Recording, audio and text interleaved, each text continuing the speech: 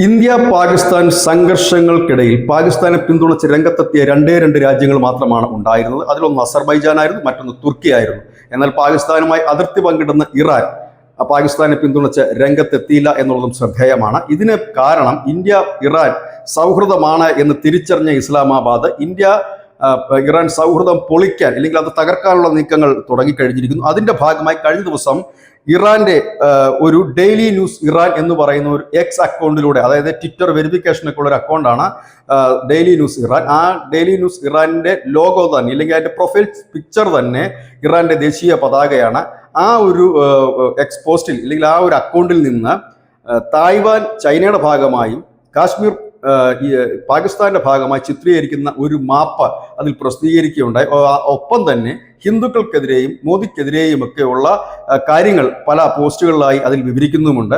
അത്തരത്തിൽ അനവധി പോസ്റ്റുകൾ, അതായത് ഖമേനിയുടെ പടമുള്ള പ്രൊഫൈലുകൾ, ഒപ്പം തന്നെ ഇറാനിയൻ സൈനിക മേധാവികളുടെ മറ്റും ചിത്രമുള്ള പ്രൊഫൈലുകൾ, ഈ പ്രൊഫൈലുകൾ വഴിയെല്ലാം ഇന്ത്യ വിരുദ്ധത പ്രചരിപ്പിക്കുന്ന ഒരു രീതി കണ്ടുവന്നു. ഇതിന് തൊട്ടു പിന്നാലെ തന്നെ ടെഹ്റാൻ അവസരോചിതമായി തന്നെ ഇടപെടുകയും ഡെയിലി ഇറാൻ ന്യൂസ് ഇറാന്റെ ഔദ്യോഗിക ന്യൂസ് അല്ല എന്നും ഇറാനിൽ നിന്ന് പ്രവർത്തിക്കുന്നവ അല്ല എന്നും ഇറാന്റെ ഇന്ത്യയിലുള്ള എംബസി അംബാസിഡർ പറയുകയുണ്ടായി. അദ്ദേഹം പറഞ്ഞത് ഇറാനും ഇന്ത്യയും തമ്മിലുള്ള ബന്ധം തകർക്കാൻ ചിലർ ശ്രമിക്കുന്നു.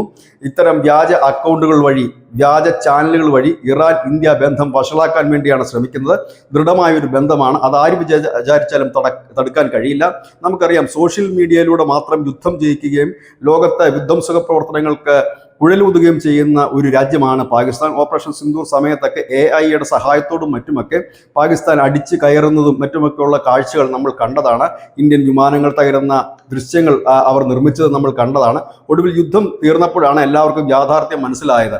ഏതായാലും അതിന് സമാനമായ രീതിയിൽ വ്യാജ അക്കൗണ്ടുകൾ വഴി ഇറാൻ ഇന്ത്യ ബന്ധം വഷളാക്കുന്നതിനും തകർക്കുന്നതിനും വേണ്ടിയുള്ള ശ്രമമാണ് നടത്തുന്നത്. പക്ഷേ ഇറാൻ നിമിഷങ്ങൾക്കകം അതിൽ ഇടപെടുകയും ഇത് തങ്ങളുമായി യാതൊരു ബന്ധവുമില്ല, തങ്ങൾക്കുടേതല്ല ഈ പോസ്റ്റുകൾ, ഇത് മറ്റാരോ ചെയ്യുന്നതാണ് എന്ന്. കാരണം മറ്റാരോ എന്ന് പറയുമ്പോൾ വളരെ വ്യക്തമാണ് ഇതിന്റെ പിന്നിൽ പാകിസ്ഥാനാണ്. കാരണം കഴിഞ്ഞ കുറെ കാലമായി ഇന്ത്യ ഇറാൻ ബന്ധം തകർക്കാൻ വേണ്ടിയിട്ടുള്ളൊരു നീക്കം പാകിസ്ഥാന്റെ ഭാഗത്തുനിന്ന് നടന്നു വരികയുമാണ്. News desk.